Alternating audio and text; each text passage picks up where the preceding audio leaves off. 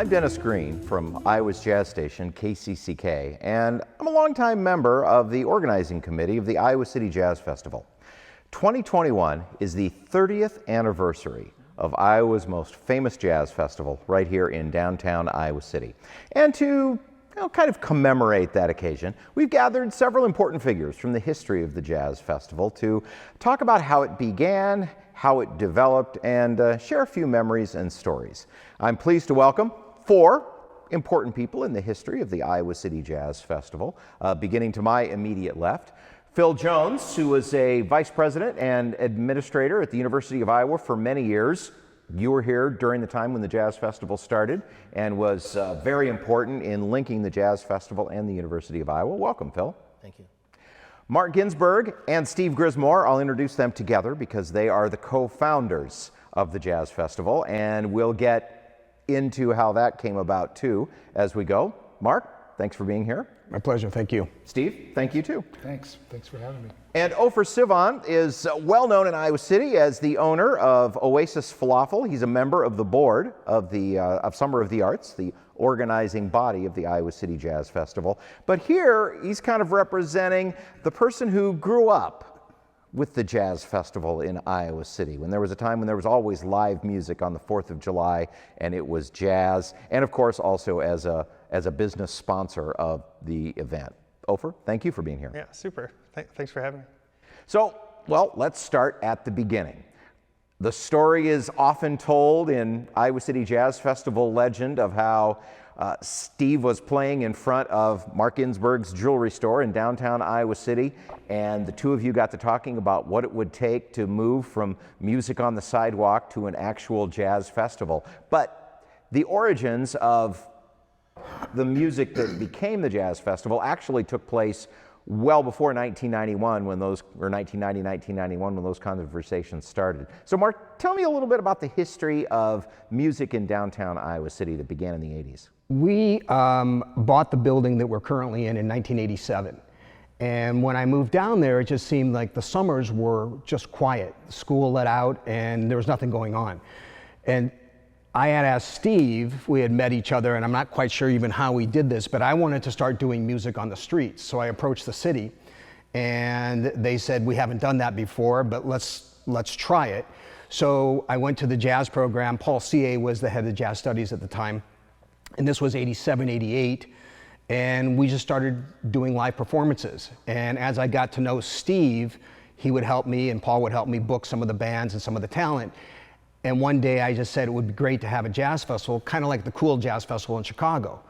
And I remember that bringing tens of thousands of people downtown Chicago, and it was over the Labor Day weekend, and it was just ideal. So we endeavored to start that, and we did. And Steve said, you raise the money and pay for the bands, and I'll program, I'll direct. And so that's how it started. Steve, tell me about that first Jazz Festival lineup. It was people who ended up being very important in jazz, but also had an Iowa connection. I'm thinking particularly about Paul Smoker, who was kind of the headliner that year. They were the headliner. Geez, I don't remember everybody that played, to be honest. I know I played. You got a list there? I do. I do. You ready? Yeah. So the Tom Davis Quintet. That's right. Yeah. The Doc's Big Band. Oh yeah. Right. Thompson Grismore Quintet. Doherty Davis McPartland. Dennis McMurrin and the Demolition Band, and the Paul Smoker Trio. So you really worked hard to, Dennis McMurrin and Doherty Davis McPartland were pretty popular in the north end of what we call today the corridor. Back then we didn't call it. Yeah. So you worked from the very beginning to work both north and south, and of course the Doc's Big Band was an ensemble that was made up of a lot of University of Iowa employees. Doctors. A lot of them were doctors who weren't professional musicians but got together to play. Your own band, and Tom Davis, who started the jazz program at the University of Iowa. Yeah. So there you go. I remember listening to Smoker thinking, this sounds like Louis Armstrong on acid. I didn't understand all the music that Steve booked, but there was a lot of, over the years, Strange Pursuit, Either Orchestra, to name a few. Was it a 2-day festival? The first 2 years, it was one day. Yeah, what led you to decide to do it over on the 4th of July? Started on the 4th of July and then eventually became around the 4th of July and around that weekend. Well, for me, there was nothing else going on, and I felt like this made a little bit more sense from a business standpoint to bring more people into downtown Iowa City and make it a destination. The international writing program was just getting underway, or maybe hadn't even started yet, and the domestic writing program hadn't gained as much traction then as well. And so, I mean, they have come into their own, obviously, but the Jazz Festival started bringing more and more people in, and as it grew, the second year, we've moved the stage around. But I do remember some of the challenges that we had with City Council, trying to bring food into the streets, and open container, which led into open bottle, and some of those discussions. And I remember a banner headline on the Press Citizen that City Council says no to booze for Jazz Festival. I turned to Steve and I said, I don't remember ever asking for booze, but it's tied into the open container. And so you learn. And every year we learned how to do something a little differently. The bands, started playing, we started attracting more attention. And we brought Phil, I remember Ab Gradama was involved, and Brent Sandy was involved. And Steve Carpenter. My predecessor at KCCK. KCCK before. Yeah. Before we get too far away from the origins, though, in those early days, before it was actually a jazz festival, and you said you went to the city and said you'd like to put music on the street, and they said, well, we've never done that before. Sounds like they didn't really tell you yes, they didn't tell you no, but eventually push kind of came to shove, and the city showed up on your doorstep and said, what the heck are you doing? So we would do the Friday afternoon concert series, and every week they would tell me that if somebody calls and complains, we have to shut you down. And every week, invariably, the last 15 minutes or so, we were shut down. Until one time, a cop car pulled up and asked me to get in, and while it wasn't really a formal arrest, brought me to City Hall, and I was put in front of the city manager at the time, said that you have to buy a permit. And I was thinking mistakenly, he wanted me to buy a permit every single time I had a band or a program, and I had about 120 programs a year, and I said, how much is it? He said, $25, and I said, there's no way, I can't afford that, a new business, and we're just really starting out. He said, it's $25 a year. So that was a chip shot, that was an easy one. Which if they just would have asked you at the told you that at the beginning, you would have been happy to do it. So we were illicitly doing, the black market jazz program on Friday afternoons, and it turned into a fortuitous event, and got the right people involved early on, and Steve helped with the programming, and Phil helped with getting us set up on a larger environment as we grew. Also helped us fundraise, and was a significant part of making sure that the band had some credibility, or the program had some credibility behind it. With an institution like the University of Iowa, it's tough for somebody who has a small retail business to try to make a go of something that, and Lisa will laugh at this, make it a global event. And every time I started out to do something, I always thought of myself as not just a city or a state or a region. I thought this could be national or international, and draw the attention. And early on, we drew the attention of, Becca Pulliam, it was at WBGO, or the NPR show, the NPR Jazz Set. Came to record a couple of that times. was Marcellus, not Winton, but Branford Marcellus' program at the time. I think it's now Dee Dee Bridgewater. But in any case, they came out a few years and recorded, and it put us on the map on the East Coast. And then Jazz Times and some of the other periodicals would list that this is one of the best jazz programs, jazz festivals in the country, for free. And we continue to try to maintain that free part of the festival. Phil Jones, I know that you're a jazz fan, in your own personal life, but you also saw this festival growing, not directly connected to the university, although Paul and Steve and later John Rapson, of course, were all university faculty, but you saw an opportunity for an education component to come into the festival. Tell me how the Keyhole program started. Well, Keyhole was something that two students created, in a classroom in about 1969, 1970. And from that fundraising they did, we received a grant from the Roy Carver Foundation early on. It wasn't specifically for the jazz program, but it was my job to increase diversity on the campus and get people involved. And it's no secret that if you're talking about minority kids in a Chicago or a Detroit or a Philadelphia and so on, some of the best minds are playing music, okay? So I thought it would be a good thing to do to connect the jazz program, which was really in its infancy on the campus. We really didn't have jazz studies in those days. And so when Steve was bringing it about, bringing it to infancy and so on, and more people began to play, then I think there was an interest in developing a way to keep something going. And it just so happened that as the various camps began through the jazz studies that Steve and others were doing, it raised a possibility of getting people from other cities. And it just turned out that it was St. Louis and Chicago, where we could connect with people who were in jazz programs in the city. There was a Hyde Park Jazz Festival that was going on at that time. And and another thing that just so happened was that our daughter had started, after she finished her master's degree, she started working in marketing for Capitol Records and then Columbia Records. And one summer, I think it was 90, somewhere in that period of time, and it changed a lot because they lost the money. But they used to have tents for various record companies and so on. And Columbia had a camp, had a tent one year, and I happened to meet a man who was the road manager for Ron Carter, and Donald Meade was his name.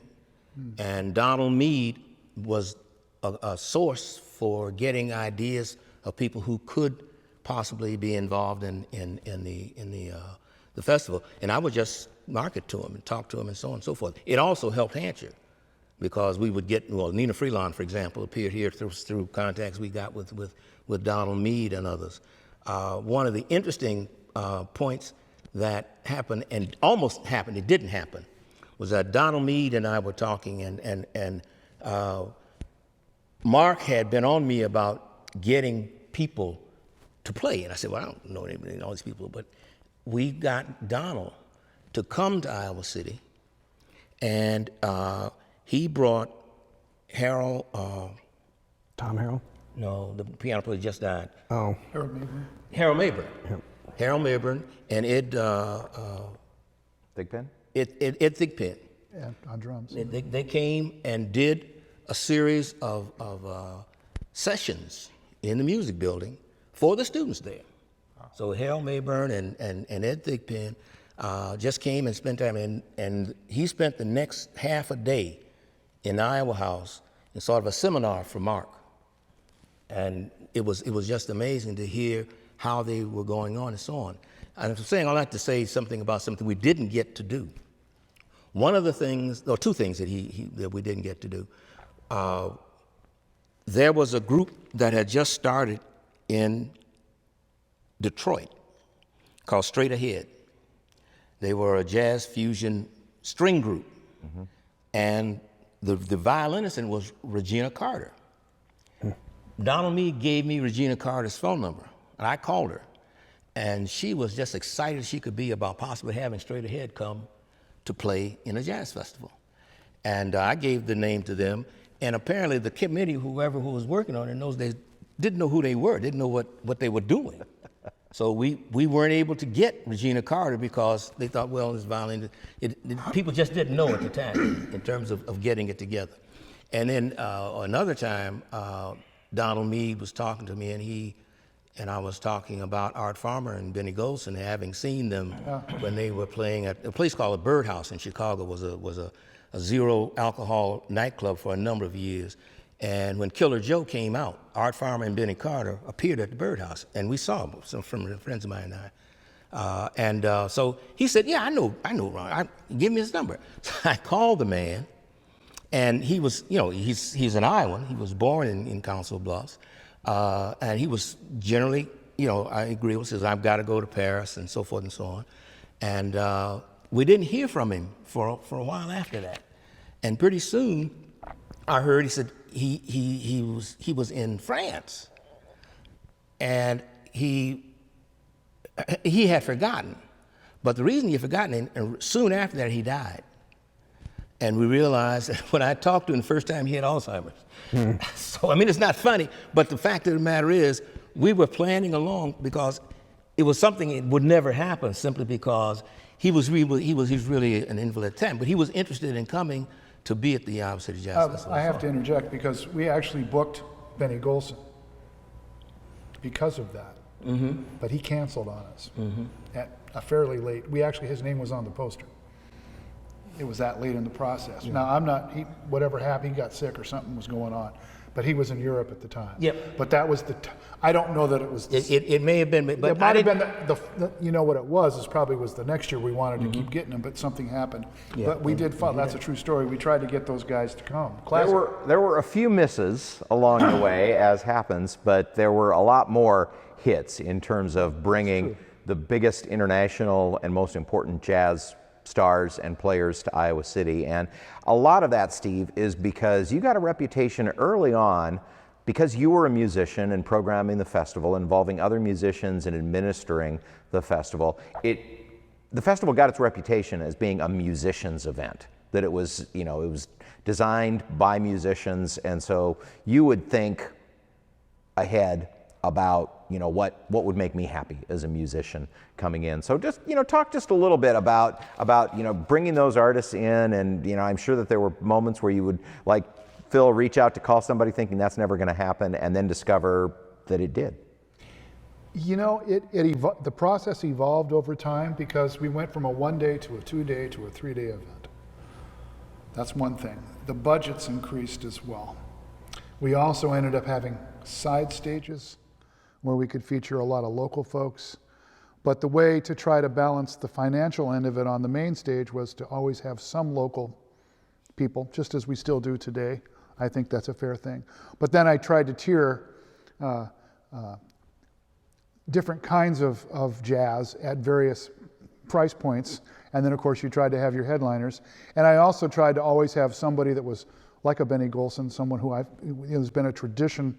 Kind of on Sunday nights, we would have somebody of a more famous stature that way. On the programming committee, we called it the Jazz Master slot. The Master slot. Where on Saturday nights, sometimes we'd have like the Medeski, Martin and Wood and the Schofield and the Soul Live and those kind of groups. And Friday night was maybe also, we had the United Jazz Ensemble, and then we sometimes would have vocalists. And there was kind of an overall design, but I always tried to include something a little avant-garde, something for young folks, something traditional. I tried to, because I swear to God, nobody appreciates this, but every year, I always got lots of complaints. And that's perfect because I didn't have enough traditional people. I didn't have enough avant-garde people. I didn't have enough whatever, right? But that's exactly what I tried to make it so that the festival was good for all the folks. So it was balanced. So if you really liked a certain kind of music, you could come and you could find that on that group and listen to it. So I tried really hard to do that. I always enjoyed having groups that Mark didn't like. I'm just kidding. Well, it was a perfect balance, I think, of splitting up responsibilities. Otherwise, I think the festival would have lived a short life. It wouldn't. Yeah. If we didn't have this division where somebody raised the money and did the development part of it and somebody did the programming. That was great. And Mark, because I didn't have a clue when it came to the music. I knew what I liked, but it was an education. The whole 30 years has been an education. But listening to, I wouldn't have been able to tell you a Bill Frisell from Paul Smoker, from a Maceo Parker, and Tom Harrell or Kenny Garrett or any of those people. I didn't know those names. And I knew Glenn Miller, I knew Art Farmer, Benny Golson, but the mixture, the formula that we had put together this festival seemed to work. And we didn't always agree, but it didn't matter because I couldn't really get in his path, and I would have gladly given him the checkbook and say, you raise the money then. Yeah. And he didn't get in my way. One other thing too, and I think, and it goes to what Phil was talking about, but it also need to give KCCK and Dennis Green in particular some credit. One of the things we also always tried to do was the idea of the United Jazz Ensemble was kind of a nucleus of something that's exploded, in my opinion, into the whole Corridor Jazz Project, everything you're doing wonderfully. But the point was to keep young people involved and interested in learning. For those who don't know, the United Jazz Ensemble was the high school group combined at the time, just city and West High West Schools, High, and yeah. they opened the festival beginning in the 90s and have every year since. And then, about 10 years ago, I think we added a North Corridor Yeah. all-star ensemble to do the same thing from the northern part of the corridor. Yep. But the other thing that you did was you also put small student ensembles on those side stages, and these were always extracurricular groups of students who got together, rehearsed in their own time, many times without a teacher superintending them or something like that. And those groups and students have gone on to be significant jazz presences themselves. Yeah, well, and that's kind of what some of the kids we had come from St. Louis or Chicago were part of that as well at times. And then you had like Gabe Med, and Bridget, and all these people that are now out playing and doing all these things that they grew up here in Iowa City and they got to play as kids. I have pictures of those guys when they were like 12 and 13 years old playing on a side stage down here. I think there's something about the festival that may not be apparent to some, and I may be entirely wrong, but I came here in 1968, and everything closed on Saturdays in the fall at noon or 1 o'clock, period. And there were some few bands until the rock came in, and we had field house events, and it would be big sometimes. Yeah, they were. Right? Yeah. But there weren't the kinds of things that you would have outside of the two, I think it were two venues downtown that were bars and had music and played records, because it was just after the jukebox thing. It was a place when I came here as a graduate student, Little Bill's was open. It was a bar that played records, and that was it. Now, when they started the festival, trying to fund it, Mark had an idea of having a New Year's Eve party. Ah, yeah. There were no bars, and I'll challenge anybody who says there were. There were no bars that had New Year's Eve celebrations in Iowa City at that time. Because everybody was gone It was gone. for the holiday. And Mark decided he was going to have a band and a black tie event in the Union. With the head of the Union. And we had to make sure that we stayed within the bounds of the university's policies and so forth and so on. And the sponsorship. No, you didn't. No, you didn't. I'll make sure that stays right. But we had something with some of the student organizations. They became scope later, but so on. But Mark did have an opportunity for someone to give him champagne. Well, state law would not allow that. So we had to figure a way to make sure that he paid for it. And I think we finally worked it out with the whole family that he wasn't gonna mess up stuff and get the stuff paid for. Okay, so he did it. It was a winner. Yeah. Ever since that time, you've had New Year's Eve celebrations in this town, and it didn't happen before that. So the effect of the Jazz Festival goes well beyond a weekend around That's right. July 4th. That's right. It changed the concept, I think, of entertainment on the campus and gave students a broader view of what they could do and what they did do. And then the concerts that were in the park and then in public space, which is now in front of the hotel, those kinds of things weren't usually going on. But I think more and more, when your station first started the jazz programs, one of them came to Iowa City. Used to have them in Iowa City for a number of years, well, several years. But I think it just broadened the context of what music, American music, which is in essence jazz, has to do with this whole situation. I want to add to that, and he's right about all these changes. You know, Mark was talking about the beginning of the festival. The first year, it wasn't the Iowa City Jazz Festival.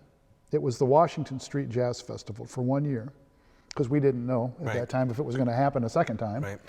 And we named it, but do you remember this? And you might know the details more. But other than homecoming parade, when they shut the streets down in Iowa City, I was told that was the first time the city had allowed us to shut a street down in Iowa City for anything but homecoming in 30 years, I'm making that up, No, for I a long never- time, yeah. right? Yeah, only the homecoming parade was allowed to shut down the streets, and I think we went through that process mostly because of fire. The fire department had to move. They wanted to had to have be it, able to yeah. move everything or go down the sidewalks or whatever the obstacle was. I think we rose to each of those occasions. I didn't have the patience that you did.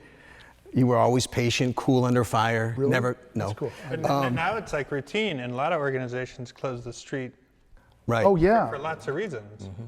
And I think that alone is worth it, because anytime you close down the street, it's like a party. It's something special about taking that space back.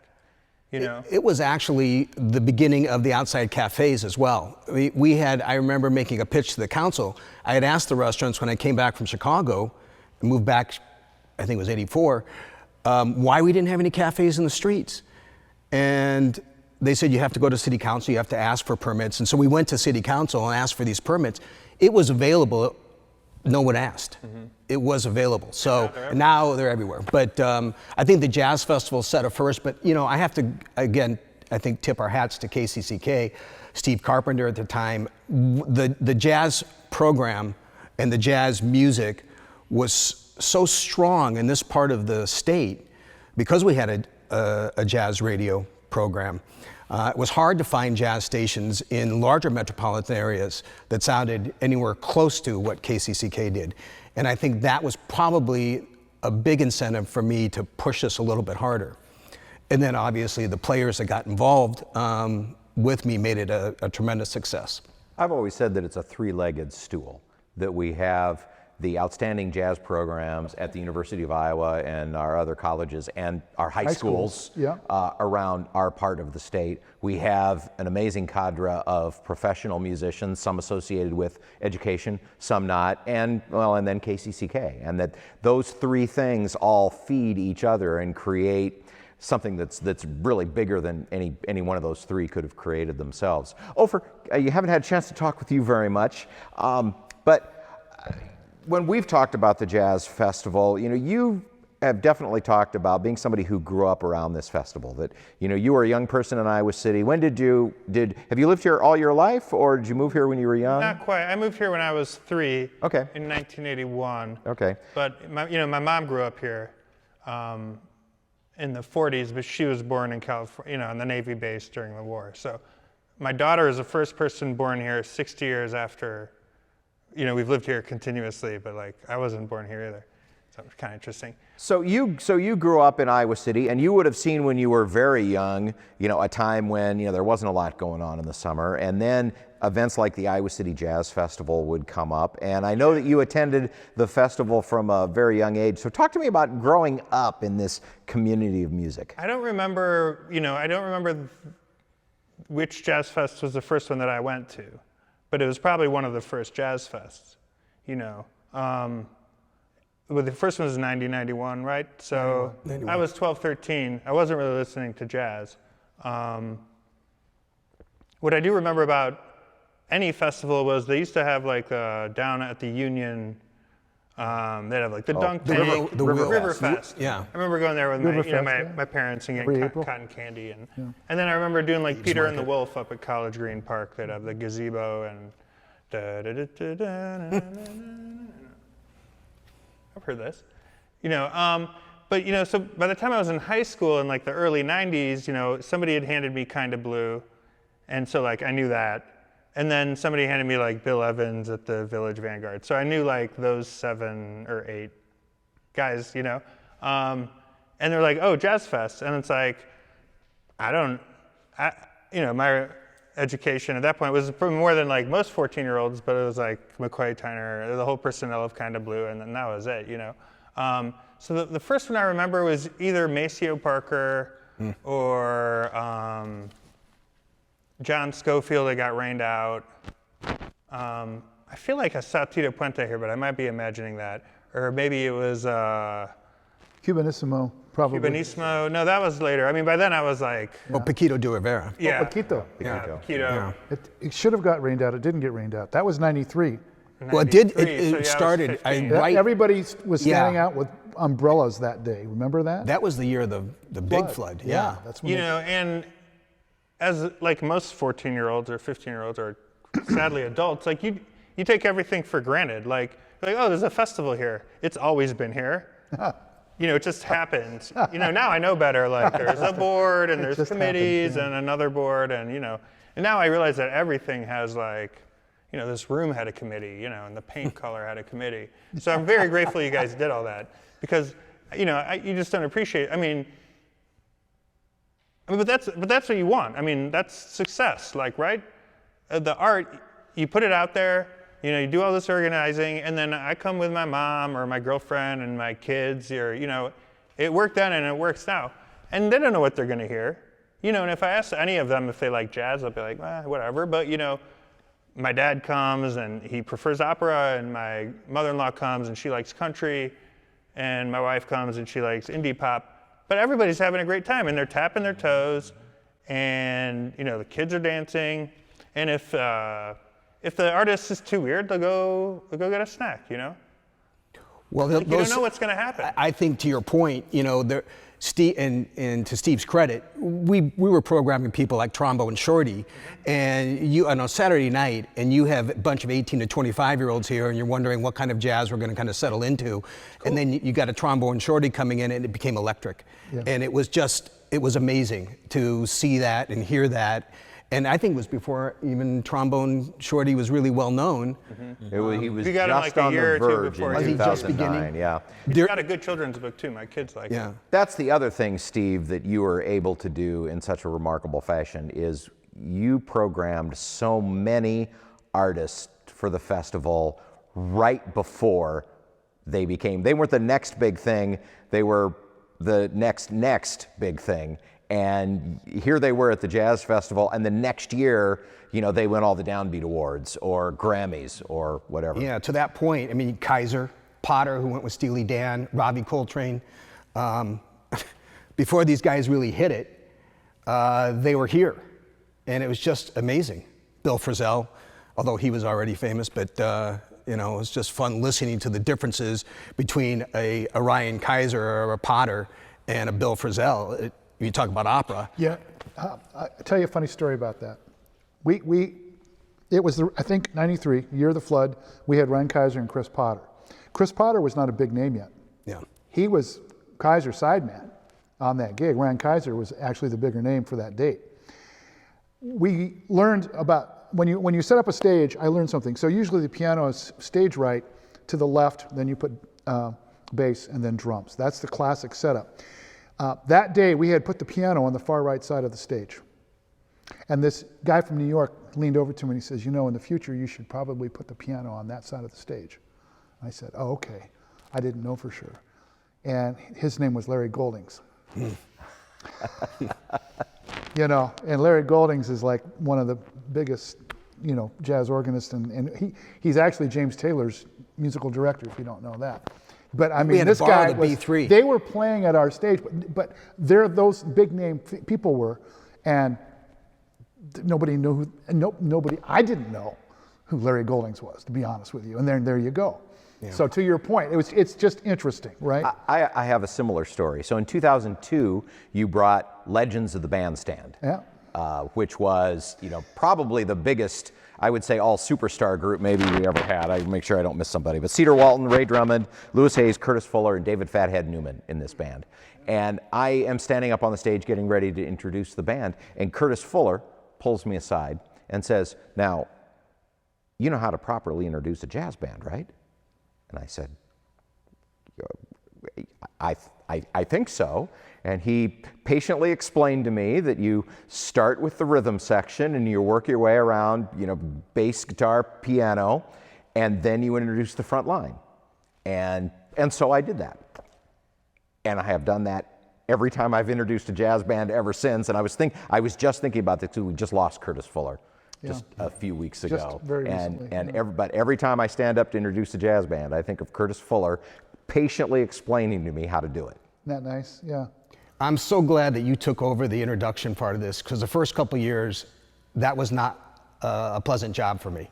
So I could do the fundraising, but to get up in front of the crowd and try to explain the bands and who was playing and what they were going to play. Oh, there was quite a formula we had. It's been terrific. Well, what I remember about that is I remember in my early years at KCCK doing some, backstage stuff for the festival and watching poor Steve Grismore up there trying to introduce the band with a walkie-talkie on his shoulder to simultaneously talk to the side stages and the sound guy all at the same time. And I just walked up to him after. I said, Steve, maybe I can help with part of this. No, and that formula has almost been embedded into the DNA of the festival, because the handoff to the side stages from the main stage, right? And there's always that when the band sometimes quits a little early, and then you get to ruminate a little longer just because the side stages aren't quite ready to start. But we always try to have a nice transition and a nice flow to the festival from the main stage to the three side stages. Well, and right? we always promoted continuous music. That the side stage was not going, then the main stage was not going, the side stages would go, which I think really contributes to the vibe. Right, and but that's all tied into the process of the festival. Not only is that great for the people, but it draws, the idea of the side stages were to draw people through the vendors. And with that in mind, raise money for the festival. I mean, these things are all interconnected in a way you can't really separate. It's like. So Ofer, is there a different vibe? Yeah. You've been there in the heat. Oh God, on the food stands so many years. Vending is grueling work. It is. It really is. We don't do it anymore. Currently, so the first time we vended was 2004, and we had just bought our building, but we didn't get it until July 1, and wow.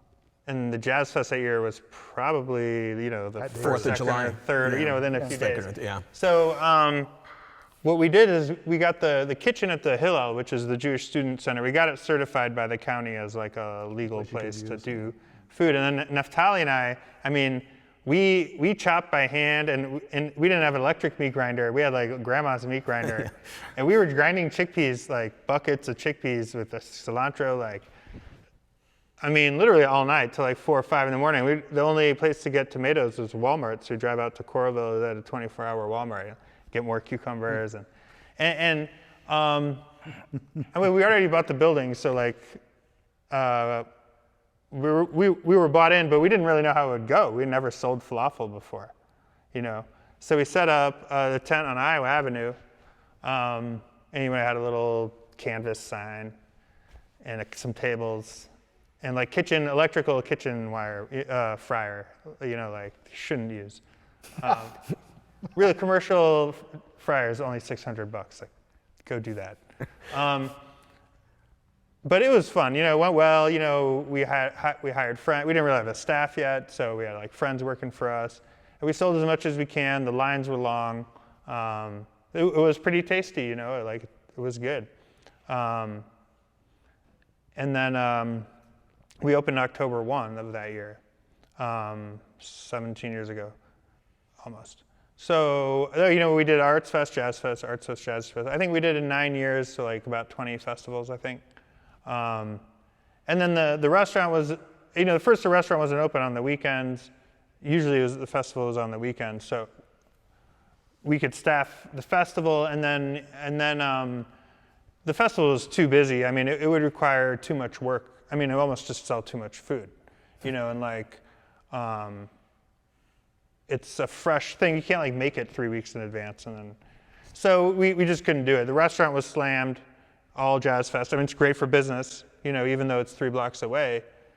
Arts Fest, Jazz Fest are wonderful for business, even for businesses that aren't right there. So we stopped, but then I thought, well, how else can I support the Arts Fest? Or the Summer of the Arts. And then, so lo and behold, eventually Lisa asked Naftali, my business partner, if he or I were interested in being on the board, and I was like, yeah, I think it's about time for that.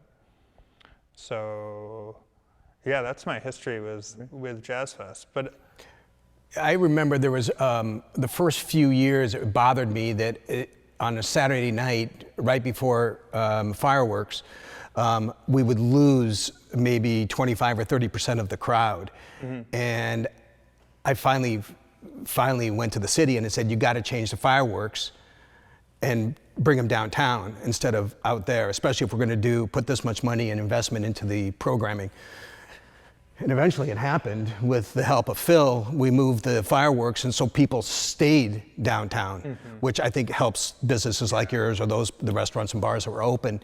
And then we started having open mics, kind of. I remember Maceo Park when Gunners was downtown on Washington Street, and it started to pour and rain. Maceo went into Gunners the jam session. in the jam sessions, but it was split between all of the bars downtown. It was the Sheridan and Gunners and some of the other Gabe's and some of the other bars that were open to guys setting up their mic and playing. And that's, I think, when it was in the Sheridan that Ryan Kaiser's brother got up and played for the first time, and I've never heard a purer horn in my life. It was amazing, but those kind of events. And then there were some nights I don't remember at all, but we're not gonna go there.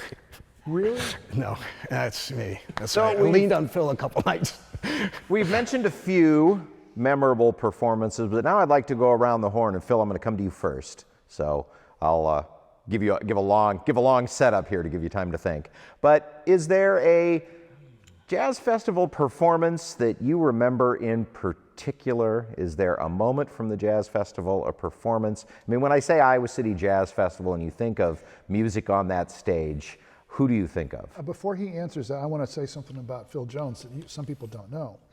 This man, and I can't swear to every year, but every year he sat in a chair backstage and listened to every, I don't know when you got there some days, but you were very faithful. I'm not kidding.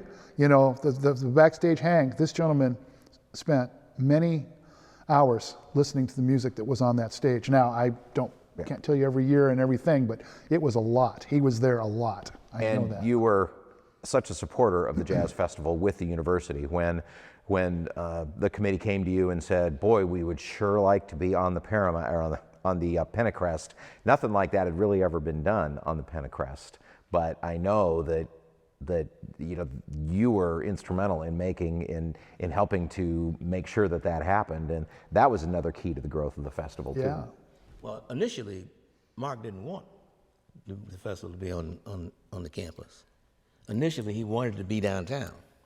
And in actuality, you weren't getting a whole lot of support from the businesses downtown. No, I wasn't. So it went for a number of years that way. Funny, but true. And I don't know that there was ever any real opposition to the festival coming to the campus, because we did a variety of things. But what I was concerned about was promoting the art in such a way that the rock concerts that the students did, Hancher, which reported to me at that time, and the festival, all were representing the art that I see as the corner of this society. And so it wasn't that difficult to get things going once the tradition had already been established. You had already had music on the Pentecrest. You had the new hotel had been built, and so you had this public space downtown where it played on this little plaza. And I remember Maceo Parker being in Hubbard Park. And I remember it because the dude had on a black suit and it was 90 degrees, and that just blew me away. But that was not unusual. So I thought that having a way to marry these things was evolving anyway. And the fact that, in my judgment, what you do with KCCK not only promotes the station, but you don't hear, I listen to 3 different jazz stations in the country, and there's not very much going on like the things that are being done around this whole area for high school jazz musicians and so forth and so on. And so the kinds of things that have happened over time have evolved, and I think some of it goes back to the kind of community involvement that they have, and being someone who has looked at festivals a long time in different ways.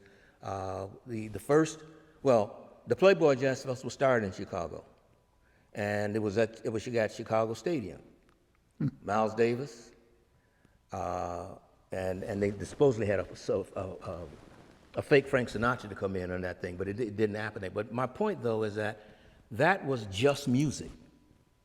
There was nothing else going on around Chicago Stadium at the time. By the time the Chicago Jazz Festival came around, it was a festive operation, and then Millennial Park really made it something. But in essence, what you did here was create a festive notion for a period of time in the year when ordinarily people would be gone. But it was not unusual for people to come as far away as the Quad Cities.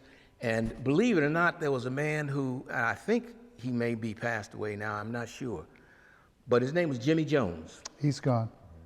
Jimmy Jones had a little camera. He took pictures of everything here in the Quad Cities, and I've got tons of photographs that he took of all kinds of I got a people. box full of them. But those are the kinds of things that cause a festival to get wings.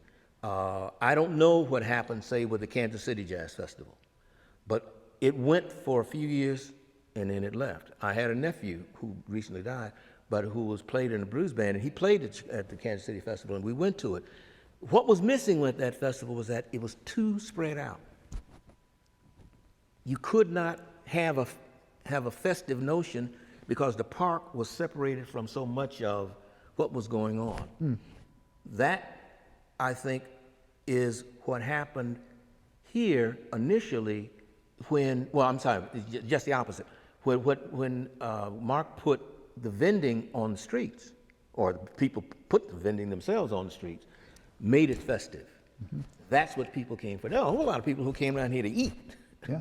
And they just happen to be listening It's a to hang. music. It's a thing. I think the People And come so- for the party. Yeah. You know, Come to the party. so that you have a tradition of festiveness around a cultural event That's a good point. that is all-consuming. You don't have to like jazz, but you've got a lot of people, you've got a lot of activity, you've got different kinds of food, and the music itself is going to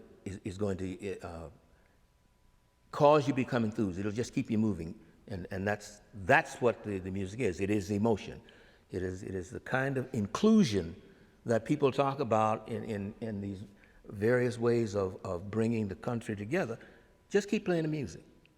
Just keep playing the music. Who was your favorite? Yeah. Now you have to tell us your favorite performer. Roy Haynes. Roy Haynes. Oh, wow. Roy Haynes, the Trump. The festival started, and he was about to go on stage, It was the rain.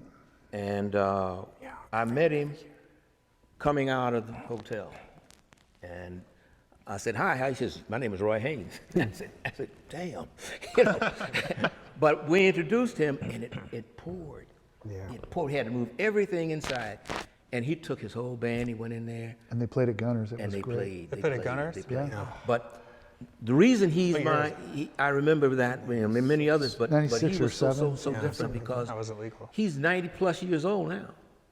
He has been there for everything from swing to now. Played with Parker. Okay. Yeah. So Roy Haynes, it's just the fact that I got the opportunity to introduce him twice, and that was. Ofer Sivan, your favorite Jazz Fest performance? My favorite, probably Dr. Lonnie Smith. I mean, that's a more recent one, but like, I never thought I would like see him live. It just never occurred to me. Well, and we almost didn't because it took us 2 years because he got rained out the first year. Yeah, that's right. But you know, I got to go backstage. I don't remember why. I don't think I was on the board yet. I might have been taking photos for Little Village or something like that, local magazine. And I remember just being like, wow, like, I can't believe what I'm seeing. And then I started listening, you know, and I was just like, I can't, it's just like, this is so amazing. So that's probably that. I mean, it's an exciting weekend, so there's a lot going on, and then, you know, first I went as a goer when I was a teenager, and that's a hard time to remember. And then I was going as a vendor, where like, I couldn't really get opportunity to enjoy the music. And then I've been going as a father of young children. So it's like, you know, like, you try to feed them, and they've got to poop, and hopefully they don't get trampled, and the fireworks are scary. So like you got a lot going on. So I'm close to the time now where I can just like sit and listen to the concerts again, you know. But I do want to say, moving it onto the lawn, like that happened either the first year we've ended or the second, but it just, again, just felt like it's always been like this. Like this is brilliant. And then everybody goes down the hill for the fireworks. And, you know, like my brother comes in, you know, and my nieces and my wife's siblings and grandparents, and like, it's just the way it is now in Iowa City, you know. And the street is still closed for vending, and I think that's important because it really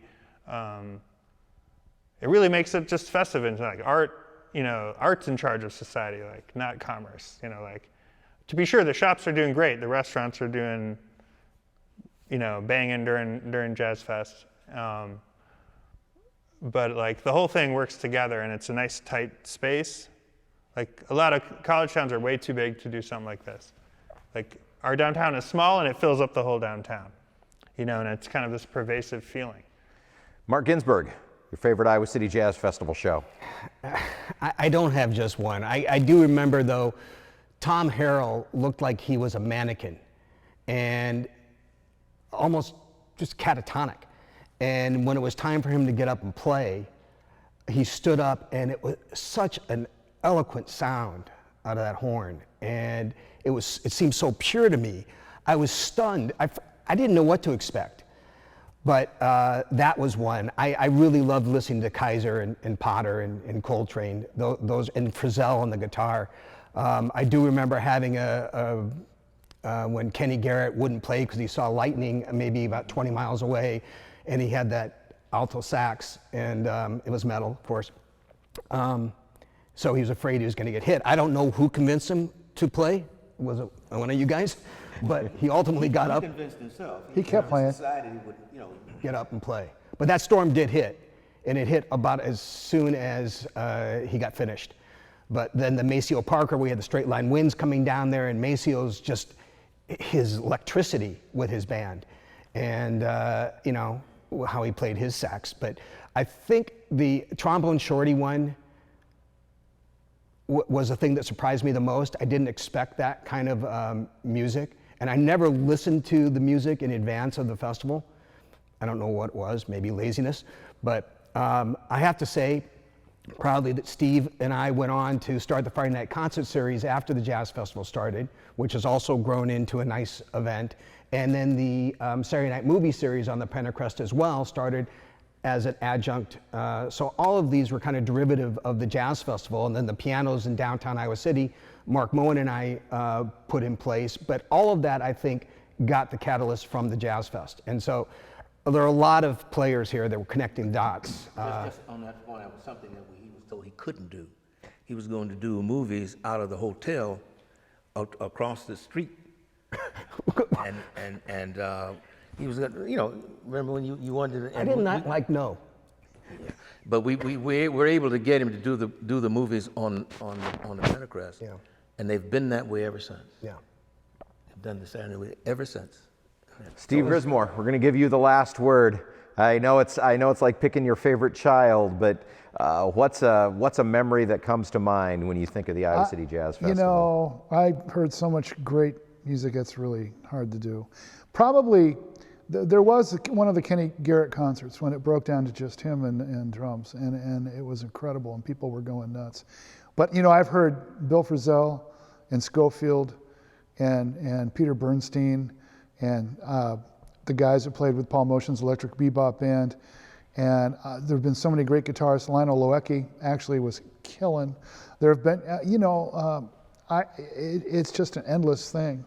You know, Dirty Dozen Brass Band, oh my God, they were great.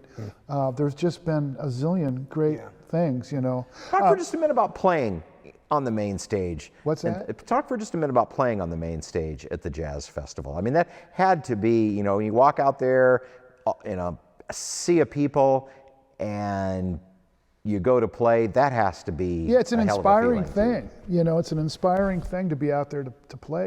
Everybody tends to want to really play their best, you know. I remember one time I got to play a couple of times. Corey Christiansen invited me up to play with him. And one of my highlights, actually, and I saw a video of this that Ty sent me, I think it was around 2003, Sex Mob. Invited me and Brent Sandy up on stage, but I got to go up and play a little with those guys, which was really fun. Stephen Bernstein, the trumpet player, brought me up. And those guys are all friends with like Bill Frisell and all those people, but I have some video. But that was that was thrilling, and I was wound up, you know, to go do that. But it was good. You know, the other thing about playing Jazz Fest sometimes was just the heat. And I almost passed out once. I was playing with Sam and Rob and some people, and it was just so hot. I had a little heat stroke, you know, and I kind of like went down for a minute. But it was always, you know, it was 98 degrees and hot at the Jazz Fest most days. You know. I completely forgot the orchestra alto. Yeah. I mean, I used to look forward to Alto that Maíz all played the a lot. time. Yeah. I played a lot. Yeah. These guys were my heroes. I mean, Yeah, that was a In band. the early years, they would go over to Gabe's and play after hours, and that was always a fun little hang. Yeah. you know, as just a person, like there's a side stage and you see these really good local acts, and you just, I knew that Iowa City had a reputation for, like a good jazz program at the schools. I went to high school in suburban Chicago, but I was always here, you know. And so I just assumed that Iowa City had always been super strong in jazz, because you guys made it seem like that. Like this amazing jazz fest, these great jazz programs, you know, like the city's buying into it, you know, and the people too. And now as a board member, when I go fundraise, you definitely got to go to the side stage, because that's where all the super proud parents and grandparents are. Yeah. I'm like, support your kid, you know, your kid's amazing. I'm like, you know. Put the money in, yeah. You got to, you know, keep it free, you know. But there's so many incredible concerts. It was all really fun. I mean, go ahead, real quick story, because somebody was talking, you were talking about the straight line windstorm we had.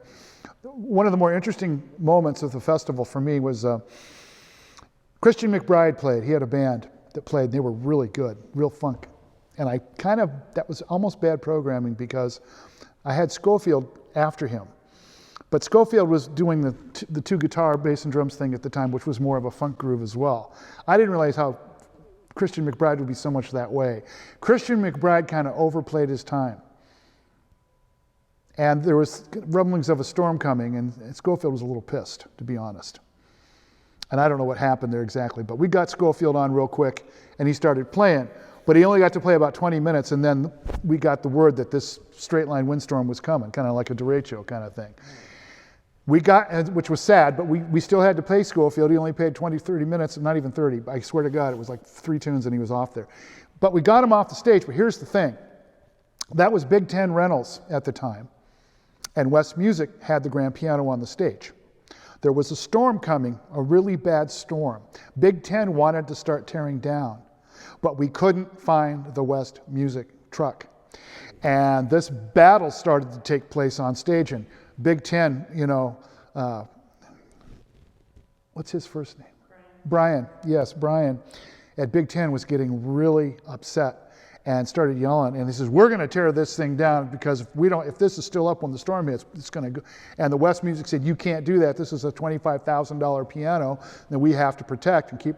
And that went off. Finally, the truck showed up, and they got the piano off, and just in time, they tore it down. But that was a tense moment, because there literally was a storm coming, and here were these people going at each other. I don't know if you were part of that. Yeah, I was remember there, that. man. Yeah, Absolutely. and it was like, wow, you know. But these are the things that happen that people don't know. Although after the fundraising, after we had all the money set aside and it had to all be cash, I pretty much was enjoying the week. I mean, you were starting to work, and I was just finishing work. Well, yeah. And so that was a lot more relaxing. Unless you lost all the money. Well, I did that only once. Okay.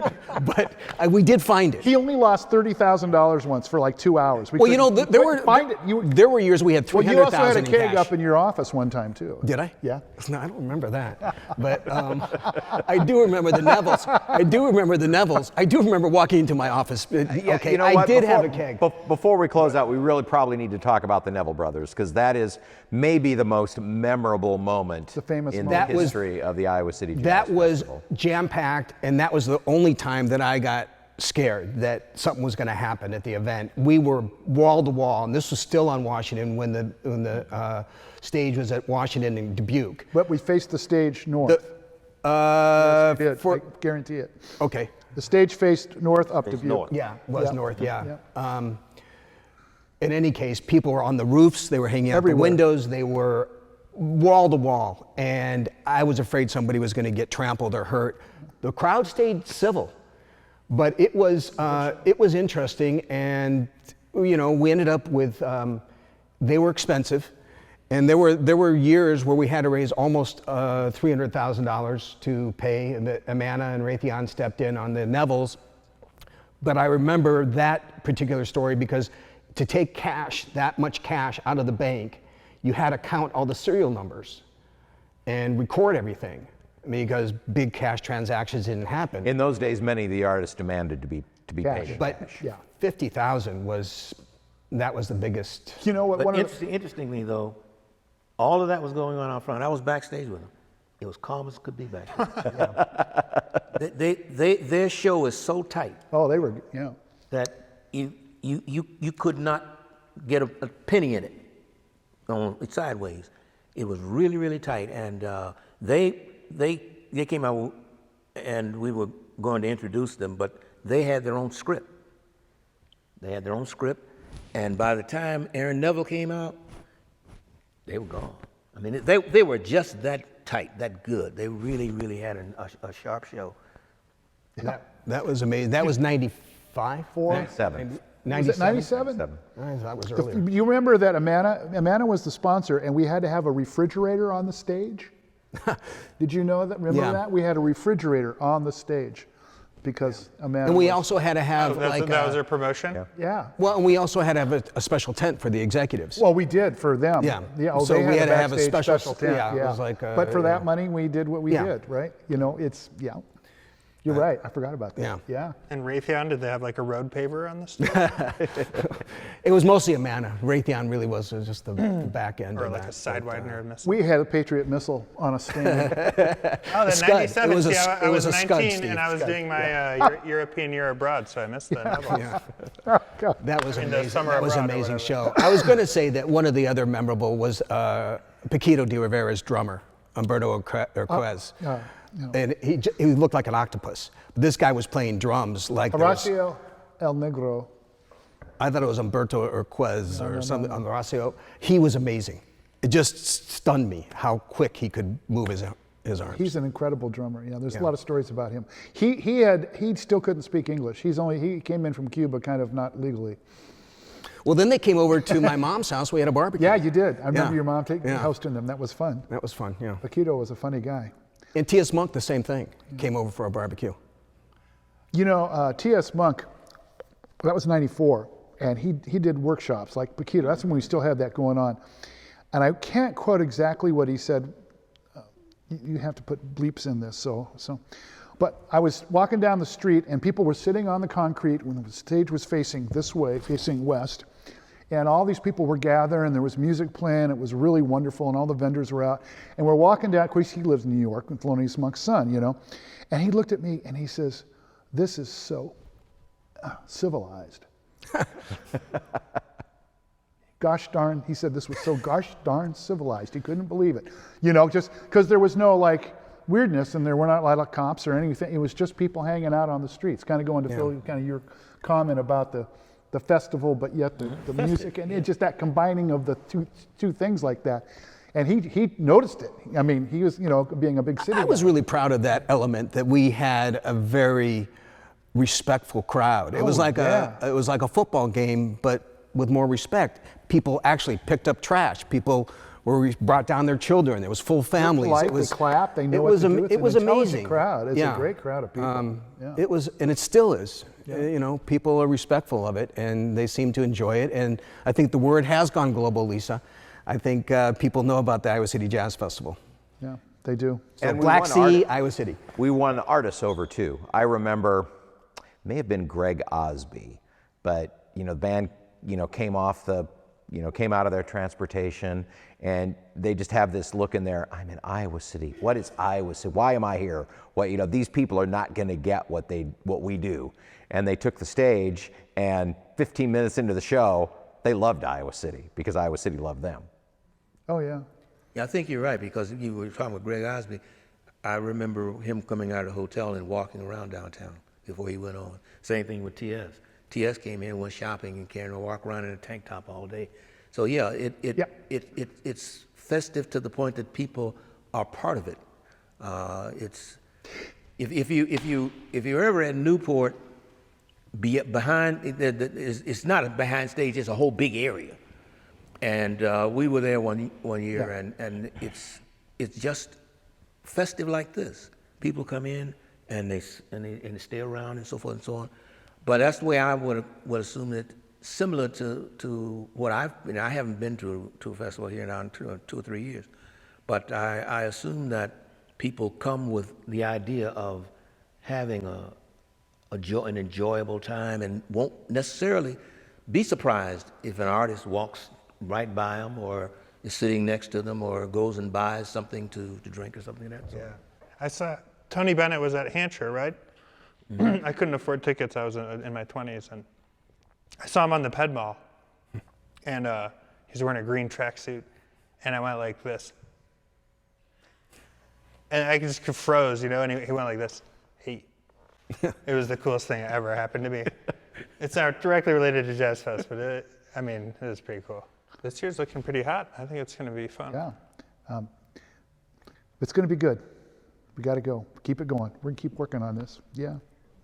Well, it's been great to be associated with everybody here, and proud to hang my name alongside all of yours. And Lisa's done a tremendous job with Summer of the Arts. It's logistically, mechanically, technically, developmentally, it is amazing what has happened in this town, and I am proud to be part of it, even though I'm kind of going into the sunset, but it's been enjoyable. I'd like to thank our guests for sharing some memories of the Iowa City Jazz Festival. Phil Jones, Mark Ginsberg, Steve Grismore, and Ofer Sivan. Thank you all for being with us today. Thanks for having us. And we'd like to invite you to make some new memories at the 2021 edition, the 30th anniversary edition of the Iowa City Jazz Festival, July 2nd and 3rd in downtown Iowa City. Visit summerofthearts.org for more information. Thanks for watching.